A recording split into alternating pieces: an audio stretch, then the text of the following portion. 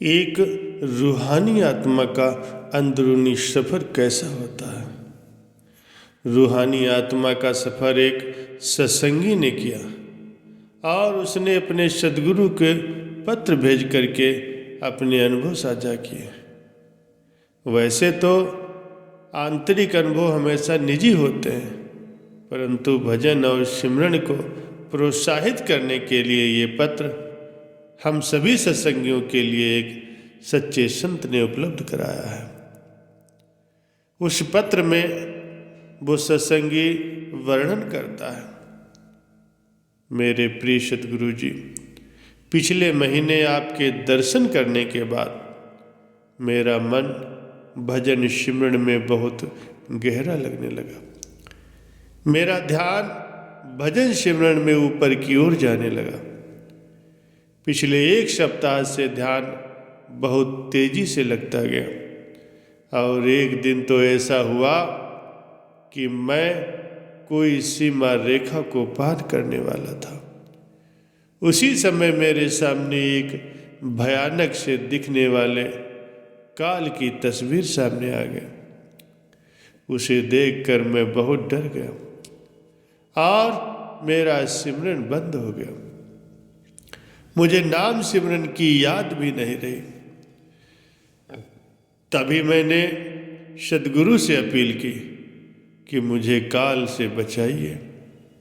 सद्गुरु प्रकट हुए और उनको देखकर काल गायब हो गया। इसके बाद मेरा मन फिर सिमरन में लगने लगा और ध्यान अंदर की ओर खींचता चला गया। मुझे अंदर से ऐसी आवाज़ें आ रही थी जैसे कि हजारों हवाई जहाज़ों की गर्जना हो रही हो। मैं इस आवाज़ की तरफ खींचता जा रहा था। मैं सद्गुरु के नेतृत्व में आगे बढ़ता गया। थोड़ी देर आगे बढ़ने के बाद सद्गुरु ने मुझे नीचे देखने को कहा। सद्गुरु ने कहा, अब देखो दुनिया कैसी चल रही है, काल दुनिया को कैसे चला रहा है, प्रलय और महाप्रलय कैसे आती है। इसके पश्चात हमने एक नए क्षेत्र में प्रवेश किया। इस क्षेत्र में अंधेरा था और कभी कभी रोशनी भी आती थी। सद्गुरु के साथ में मैं अंदर की ओर बढ़ता चला गया और आखिर में सब कुछ चमकता हुआ दिखाई दे रहा था। इस नए क्षेत्र में सब कुछ माथे के ऊपर से ही दिख रहा था। माथे से नीचे कुछ भी नजर नहीं आ रहा था। मैंने एक विशाल महल सोने चांदी हीरो से भरा हुआ देखा। मैंने एक बहुत सुंदर और मनमोहक व्यक्ति को देखा जो संगीत बजा रहा था। ये करामाती संगीत मुझे अपनी तरफ खींच रहा था। तभी मैंने सद्गुरु के एक विशाल रूप के साथ जबरदस्त रोशनी देखी। मैंने ये महसूस किया कि सब कुछ यही है, मेरे सद्गुरुदेव ही परमेश्वर है। यहाँ मैंने एक अद्भुत नज़ारा भी देखा कि सद्गुरु कैसे सभी सत्संगियों की संभाल कर रहे हैं।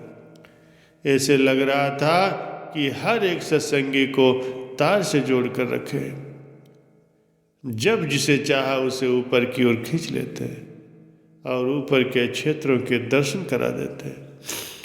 मैंने ये भी देखा कि सद्गुरु मेरे परिवार की कैसे रक्षा कर रहे हैं।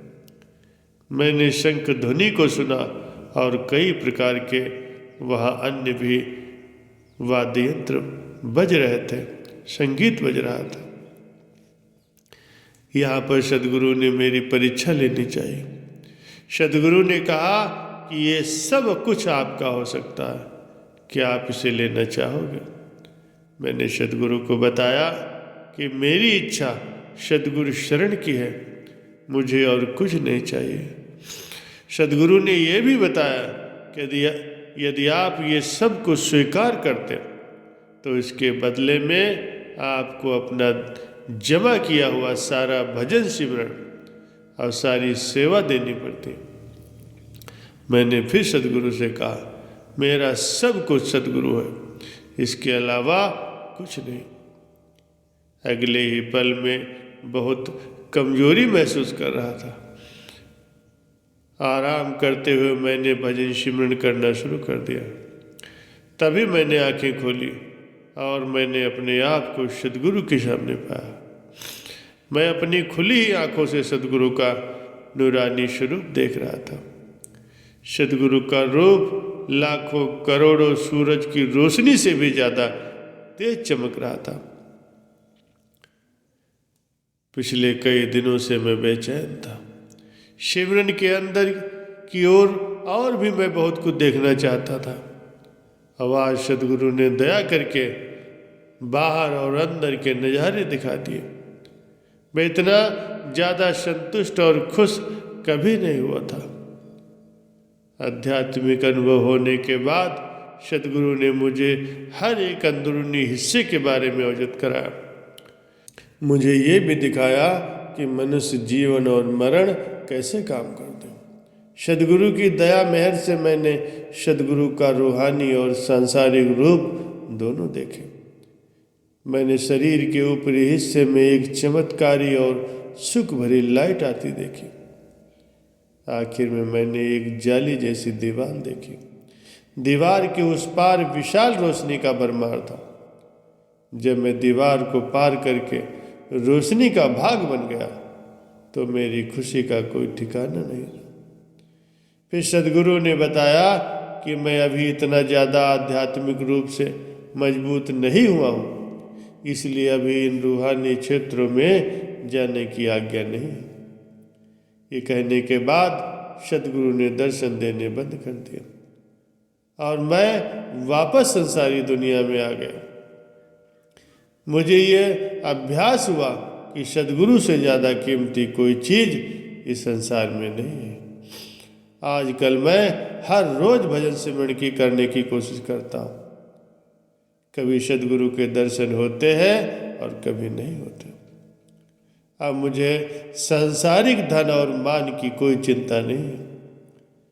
सद्गुरु दर्शन की अभिलाषा करते हुए ये मैं पत्र यहीं पर समाप्त कर रहा हूँ।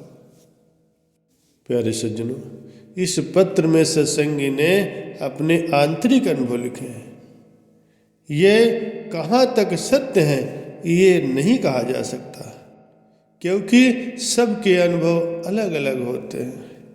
हमारा उद्देश्य सिर्फ आपको भजन सिमरन के प्रति जागरूक करना है, आपकी रुचि जगाना है। आपको चाहिए कि भजन सिमरन का अभ्यास करते हुए अपने शरीर को खाली करें। 10वें द्वार में प्रवेश करके ऊपर के ब्रह्म देश में जाते हुए पार ब्रह्मांड देश को जाए। भजन का मतलब होता है शब्द धुन को सुनना। इसे संत महात्माओं ने शब्द योग के अभ्यास को नाम दिया है। ये काम आत्मा करती है या फिर इसे सूरत द्वारा किया जाता है। दिव्य और साथ ही मन में शब्द धुन को सुनने की ललक बनाए रखनी। अभ्यास द्वारा धीरे धीरे सूरत यानी आत्मा की सुनने की शक्ति जागृत हो जाती और हम शब्द धुन को सुन पाते हैं। प्यारे सज्जनों, भजन में बैठना है, चाहे कुछ सुनाई दे या न सुनाई दे, लेकिन बैठना जरूर है।